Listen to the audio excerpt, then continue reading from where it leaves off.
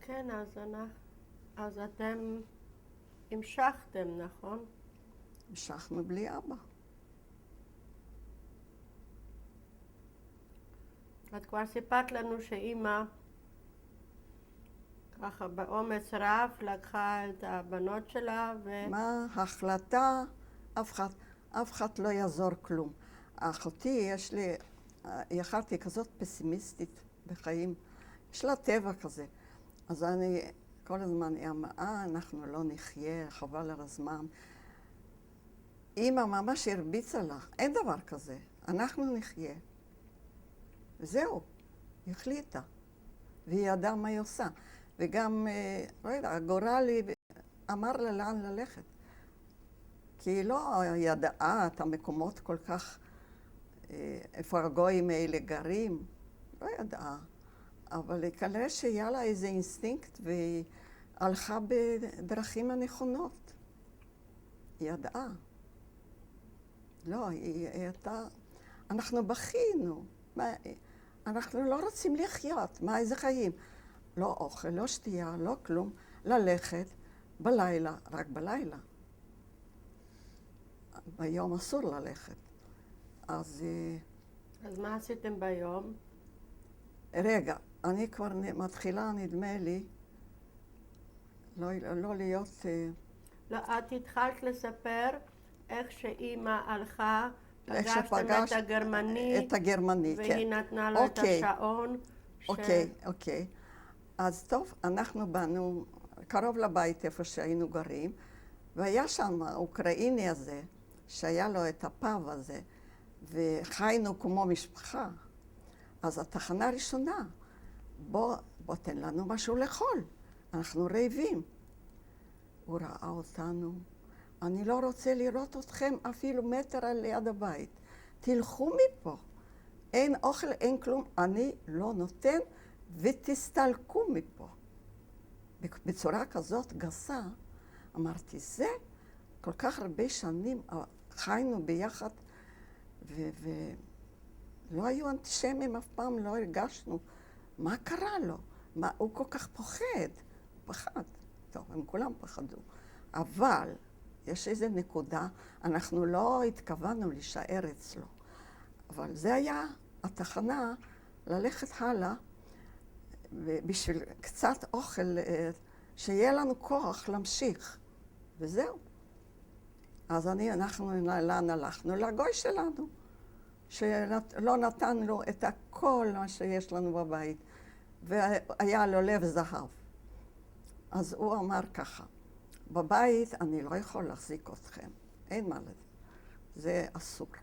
אבל יש לי פה שטח גדול של התבואה הזאת, שהיא גודלת יפה, וזה עוד רחוק לקציר, אז אתם יכולים לשקף, אתם יכולים לקלקל לי את כל התבואה, לא אכפת לי. לא אכפת לי. ובלילה תבואו קצת משהו לקבל אוכל. לילה. וזה היה, ככה זה היה עד חודש אוגוסט. זה שברחנו, זה היה יוני נגיד, מאי יוני, ועד אוגוסט. שמה באוגוסט יש קציר, רק אוגוסט. בגלל זה, אם את מבינה פולנית, קוראים לזה שרפי, ושרפי זה איך קוראים לזה בעברית? עגול כזה. גורן, לא. מגל? כן. אז הורידו את כל התבואה. טוב, כששכבנו שם זה היה טוב.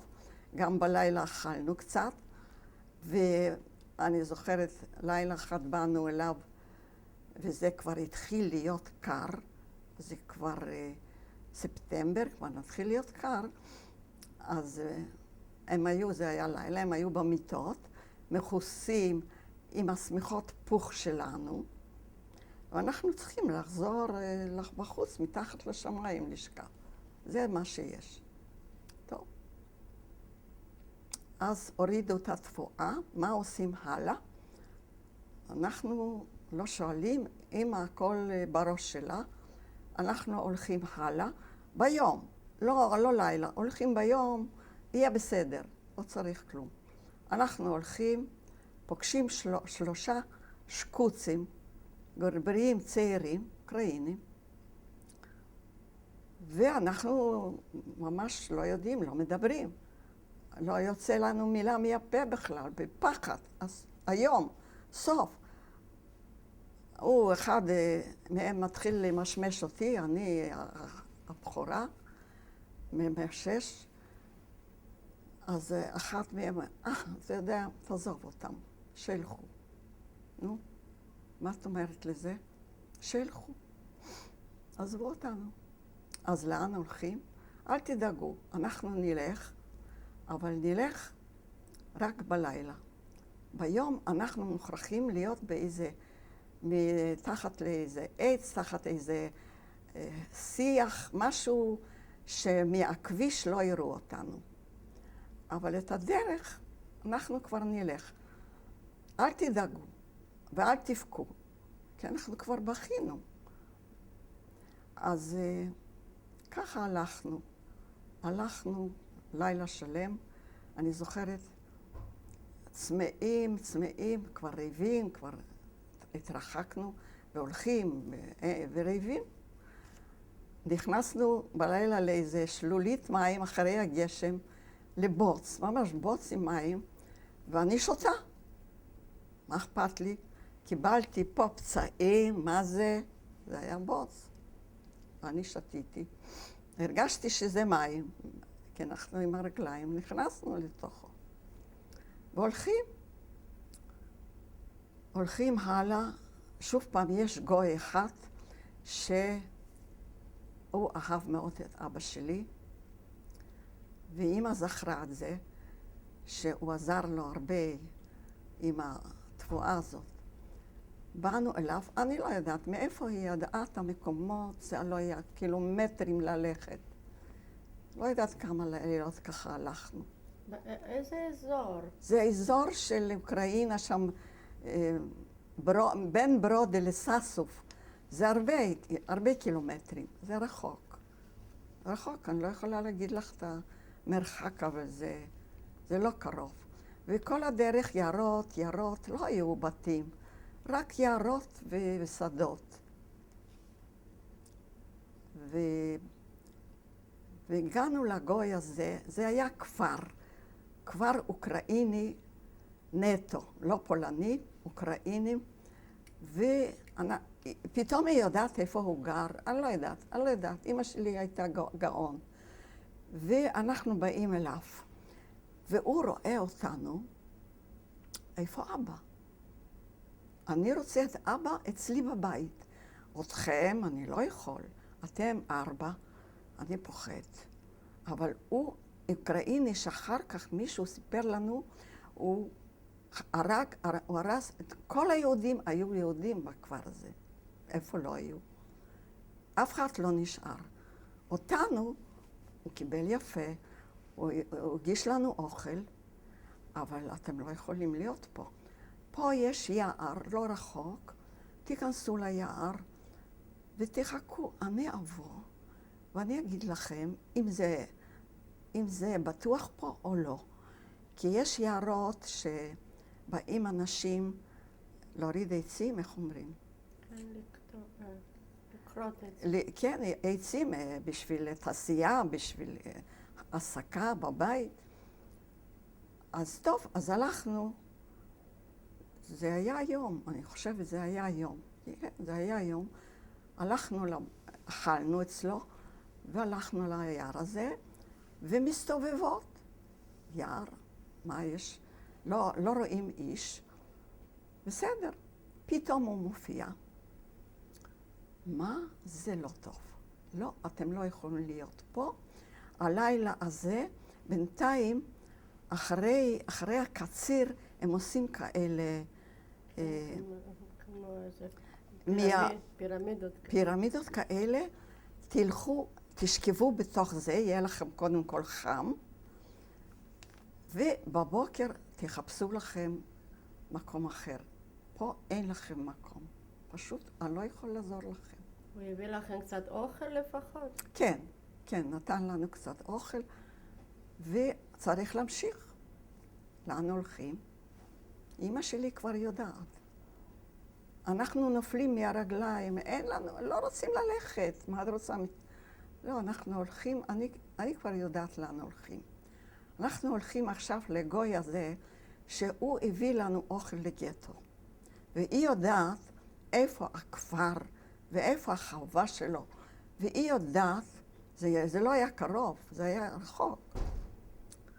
והולכים שוב פעם בלילות, חודים ביום, ומגיעים ללילה לחווה של הגוי הזה. והיא אומרת לי, רק את תיכנסי אליו הביתה, תגידי לו, אנחנו פה. פשוט מאוד. איזה מין אומץ, איזה מין דבר, מה זה? טוב, אמא אומרת, אני הולכת. אני נכנסת הביתה, וישבה שם אשתו, ויש לו פועלים, יש לו חווה, הוא מאוד עשיר. והוא קיבל, ממש, הוא נסע לבן כמו הקיר. הוא נורא פחד מאשתו, כי היא הייתה ממש נגד. אבל הוא לא יכול לזרוק אותנו. הוא זוכר איך שהוא היה בברודה, בא אלינו הביתה. ועסקים עם אבא וזה, והוא תמיד הוא הסתכל עליי. וכאילו רצה לחטוף אותי. הייתי בחורה... יפה. יפה. כמו היום. כן. כמו היום. לא, גם גוף, גם רגליים, הכל. אז טוב. אז הוא אומר ככה, תיכנסו על הגורן שם בחוץ, יש להם הלא, שהם אוספים את הקש ואת כל מהשדות, מה שהם מחזיקים, אני לא יודעת מה זה. ושם חם, גם חם, ובלילה אני אביא לכם אוכל. תשכבו בינתיים, זה לילה, מחר בבוקר נחשוב מה לעשות. טוב, ככה היה. נכנסנו, נשכבנו, קודם חם, התחממנו. זה כבר מתחיל, זה קר, זה סתיו. זה ספטמבר. ותאכלו, אבל אל תצאו ואל תדברו, יש פה פועל רוסי ואני לא רוצה שהוא יראה אתכם, ומאישה שלי אני בכלל פוחד. אנחנו נעשה עסק, הוא אומר. רק שיהיה אור ראשון בבוקר, אני לוקח אתכם למקום שהכי בטוח. טוב, אנחנו לא יודעים, הוא יודע. ובלילה אני אכין לכם פה, יש מין מקום כזה קצת רחוק מהבית, יש שיחים, יש כל מיני פרחים, שדה. אני אכין לכם פה לחם וקצת חלב. אולי, אני לא זוכרת אם עוד משהו היה, אבל זה היה העיקר. ותבואו בלילה, ואל תבואו אליי הביתה, אישה לא יודעת, תיקחו ותלכו לכם בחזרה. אבל קודם אנחנו עוד לא יודעים איפה. אבל זה היה התוכנית, הייתה התוכנית. הוא הולך איתנו, זה היה בוקר, הוא הולך איתנו די רחוק, יערות, אין בתים, לא אנשים, לא כלום, גרמנים בטח לא. הם לא באו לכפרים. ויש יער צעיר, שבגובה אולי מטר, ופה לא באים אנשים, לא מורדים את העצים, אין להם שום תועלת, זה משהו צעיר וגודל יפה, ופה תתעקמו ככה, תחפשו לכם מקום בין 4 עצים, שכאילו בפנים אתם תשכבו לכם, ופה מסביב גודלים כל מיני אספים כאלה גבוהים, יפים, זה יתייבש, יהיה לכם חם. יהיה לכם במה להתכסות ועל מה לשכב, לא על האדמה, שזה לך, ונתן לנו רעיון. ושלום על ישראל, הלך. בלילה תבואו וזהו. אבל איך תבואו, אלוהים? רק אני ואחותי השנייה, האמצעית, היינו הגיבורות, הלכנו לחפש את הלחם שהוא שם השאיר. אז זה, אם הלכנו כל לילה, אני לא זוכרת, זה היה דרך ארוכה. ועצים עד השמיים. היה כזה חושך, שמטר ממני את אחותי אני לא ראיתי. כזה חושך. ואנחנו הולכות, ואנחנו שומעות איזה דיבורים מרחוק, איזה קולות. אמרנו, אוי ואבוי, יש פה פרטיזנים, אסור שיראו אותנו, מי יכול להיות, מי יודע. אז ככה בשקט, בלי לדבר, אנחנו ככה הולכות לגוי הזה. וזהו, לקחנו, ואיך חוזרים לאמא, בלי לדבר, חושך מצרים, והיא שמה שוכבת בתוך היער הקטן הזה, עם אחותי הקטנה, וצריך להגיע אליה בלי לצעוק, אמא, איפה את? בלי. אבל אנחנו כבר חיות, אנחנו כבר לא בני אדם. אנחנו הולכות עם ריח, עם אינסטינקט, אני לא יודעת.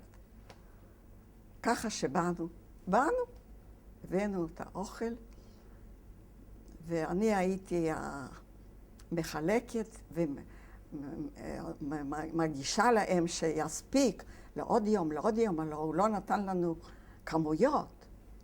הוא נתן לנו כיכר לחם, אז זה היה צריך לכמה ימים. אז הרב היה מאוד מאוד גדול. זה היה אוכל בצמצום, אפשר להגיד בצמצום. ביערות לא יכולתם למצוא קצת פטריות? אז, תודה רבה. תודה רבה. מה, לא חיפשנו? לא היו. אפילו לא היה אכפת לנו, אנחנו ידענו שיש פטריות רעילות. לא היה אכפת לנו. לא מצאנו כלום. כי זה יער צעיר. לא התרחקנו, לא הלכנו ליערות. אולי שם היו, אבל פחדנו. אז מסתובב, ככה הסתובבנו. בכלל פגשתם אנשים או מישהו? אז תשמעי עוד משהו. ואנחנו בכל זאת לא כל כך מוסתרות, שאף אחד לא יכול לראות אותנו, לא, זה רק 4 עצים, ושמנו מסביב, אני יודעת, קצת מעשבים, ושכבנו, כל הזמן שכבנו. אז פתאום אנחנו שומעות קולות. נשים וילדים באים לכתוב את לפני זה רציתי לשאול אותך. בבקשה. הרי אני מנסה לתאר לעצמי. 3 בנות צעירות, יפות. מה זה ילדים? מה זה? עם די צעירה, מסתובבות ביערות, ובטח פוגשים אוקראינים וכפריים. לא פגשנו, אנחנו לא ראינו אותם. אנחנו שמענו שבדרך, בסוף של היער הזה, היו יערות, אז עגלות, שמענו איך הם עוברים ואיך הם מדברים אוקראינית, שמענו, הם לא ראו אותנו, אף אחד לא ראה. אז אני רוצה להגיד לך שהאנשים והילדים שבאו לא לחפש עצים, רק את העשבים, שכנראה הייתה להם איזו מטרה, גם כן בבית, אז אנחנו ככה הצצנו כמה שיכולנו, ראינו אותם. הם לא ראו אותנו. לא, הם לא ראו כלום, אנחנו כמובן בשקט. אבל לא ראו את הראש שלנו, שכבנו בשקט, והם הלכו. זה היה גם כן יפה שהם לא ראו אותנו, היו מאוד קרובות, מאוד מאוד. הנשים האלה כאלה, אוקראיניות, זקנות וכפריות, עם הילדים. לא ראו, לא יודעת, אלוהים לקח להם את העיניים. ככה אני חושבת. אבל אנחנו ראינו אותם. אבל זה היה רק חד פעמי, לא באו שמה. וככה שכבנו. פעם אחת הגוי הזה בא לבקר אותנו, הביא לנו כזאת, הם עשו חמה בכאלה,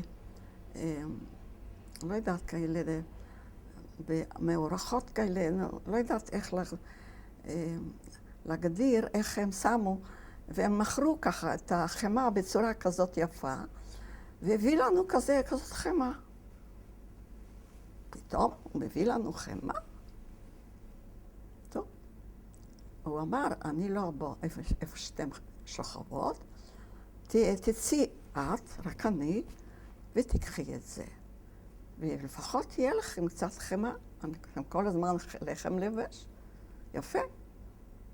יפה, בא אלינו, הוא ידע איפה אנחנו. אז טוב, מה עושים? נסע קר, וקר לנו. כל הבגדים שאנחנו היינו מהגטו, אז כבר התבלו, והנעליים כבר לא מחממות, כבר הנעליים פתוחות, אני יודעת, סנדלים, לא זוכרת. אז מה אמא שלי עושה? היא עושה איתו עסק. כשהוא בא אלינו, היא אמרה לו ככה, אני אכתוב לך מכתב. אתה תיסע לגוי הזה, לקבר, אז אמרה לו את השם, נדמה לי פוטהורצה, השם הזה, וזה היה רחוק. תיסע אליו, תיתן לו מכתב ממני, ותבקש ממנו קצת בגדים בשבילהם, כי מתקרב החורף. אוטוטו יהיה שלג. מה יהיה? הם ממש כמעט ערומות. הוא עשה את זה. הוא לקח את המכתב, והוא נסע לגוי הזה, והגוי הזה נתן לו. מה הוא נתן לו? מה שאני זוכרת. מעיל של אבא, ארוך, נעליים של אבא, ומשהו עם איזה סמלה או חצאית, לא זוכרת. לא זוכרת. ממש זה יצא לי. אני רק זוכרת את המעיל ואת הנעליים, כי זה הלבישו לי, כי אני בתור גדולה, אני אוהבת בגדים הכי יפים שהביא. אבל הוא הביא משהו. אני רק לא זוכרת בדיוק. מה לאחיות ולאמא מה הוא הביא, אבל הביא. כי הכל נתנו לגוי הזה. זה היה ממש יפה מצידו. הוא סיכן עצמו. וזה לא היה בלילה, זה היה ביום. והוא ידע איפה אנחנו, בא, הביא לנו. ולא לקח הרבה זמן. כן, עוד משהו. את רוצה תפוחי אדמה לבשל מרק? אני אגיד לך איך. נתן לי גפרורים, נתן לי תפוחי אדמה, נתן לי סכין, ונתן לי כזה כלי מחרס. מחרס. תעשי לך ותבשלי מרק. יופי. למה לא? זה רעיון טוב. אני מנסה לעשות את המדורה, לא הולך, הכל רטוב. שם הטל והרטיבות, זה סתיו, זה מדי פעם יורד גשם, וזה לא נדלק, זה מלא עשן. אני אכלתי את העשן, ממש נחנקתי. ואני לא מצליחה לבשל את המרק הזה. אני חתכתי יפה את התפוחי אדמה, ואיפה לקחתי מים? שם, בזה, דרך הכפרית כזאת שעוברים עם העגלות וסוסים, והגשם משאיר מים. שם זה היו מים, לא היו מים. וככה רציתי לעשות מרק. אני לא זוכרת אם אכלנו אותו, הוא לא היה מבושל בכלל. אבל זה היו תפוחי אדמה קצת, אולי קצת אכלנו, אולי. אבל אני זוכרת את זה, איזה עשן. שום דבר לא יצא מזה.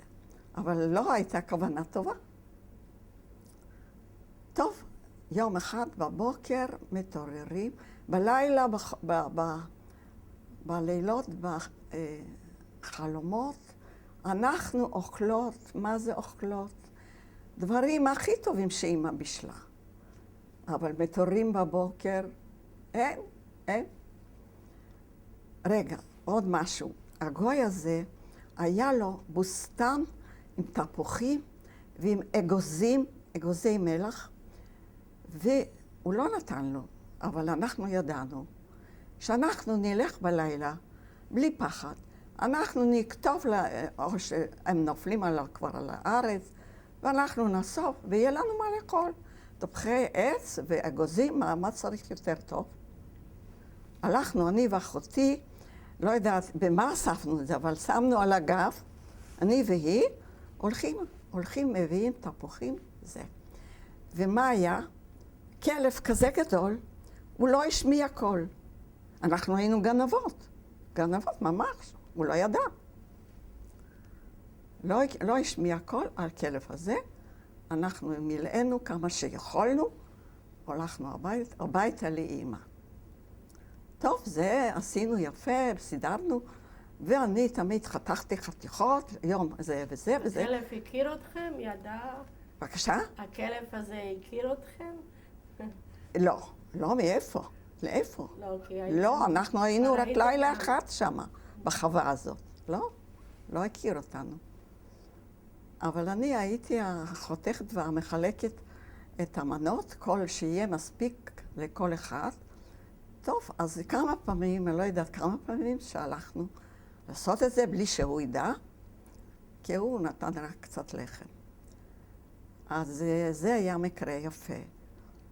תגידי, וזהו, זה נגמר, בא שלג, אז שאלנו אותו באחד הימים, באחד הפעמים שבאנו, מה יהיה שיהיה שלג?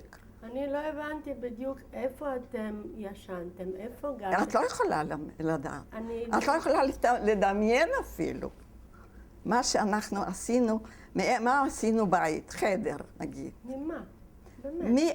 מארבע עצים צעירות, כי גבוהות זה לא קונץ, צעירות, די סמיכות, ומילינו עם העשבים שבגובה כזה גודלים מסביב, אפשר לאסוף כמה שרוצים, וסתמנו את החורים ועשינו לנו מיטה מזה, מתחת, ומעלה, איך התחממנו, לא הייתה לנו שמיכה.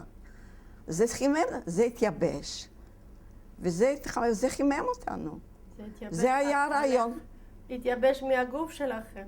גם מתייבש מהגוף, וגם כל עשב מתייבש אחרי שכותבים אותו. אין לו ממה, אין לו מים.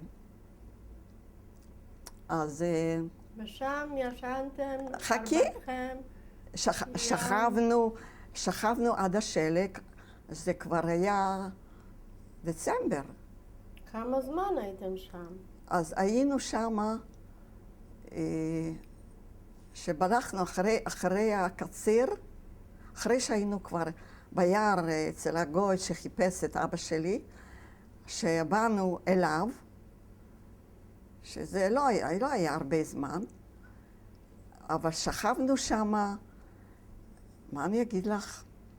יותר מ3 חודשים, אני חושבת. 3 חודשים. כן, בטוח, אם לא יותר. עד השלג הראשון. אז זה היה או התחלת דצמבר או סוף נובמבר, משהו ככה בערך. שלג עוד דק כזה, לא ממש ערימות, כמו ששמה בפולניה. ירד שלג. אבל אנחנו תגידי לי פתאום... תגידי לי קצת, על מה אתם מדברים? מה אתם עושים? אנחנו לא מדברים. אנחנו רק לא חשים, ואנחנו לא יודעים מה לעשות, אחותי, אמא, חבל על הכוח, חבל על הזמן, זה לא חיים, זה לא בשבילנו. אנחנו נלך, בואי כבר התפללנו בלב, כמובן, שכבר יבוא איזה שוטר, איזה גרמני, שיקח אותנו. אנחנו לא יכולים יותר. זה היה ממש סבל. לא לאמא, לנו. ילדים. אמא לא מתלוננת, לא אומרת כלום, ואנחנו מתלוננות, ואחותי, אמא, מה? את חושבת שאנחנו נחיה בצורה כזאת? זה אי אפשר. הלוואי שכבר ייקחו אותנו יחד עם כל היהודים. מה אנחנו יותר טובים? נלך לכולם, לא יודעים לאן, אבל בטח למוות, אבל שיהיה סוף, שיהיה סוף. כמה אפשר לסבול? זה כבר היה כמעט שנה. ככה, מתחת כיפת השמיים. אבל הגוי הזה, הוא נתן לנו הרבה רעיונות, כי אנחנו לא ידענו מה לעשות. שלג, אנחנו לא יכולים להיות. זה אבוד. אפילו שיש לי את המייל של אבא. אבל זה לא מספיק, אנחנו נקפא פה. קודם כל, אני התפשטתי, התחלתי להתרחץ, לא היו מים. שלג, מתרחצים.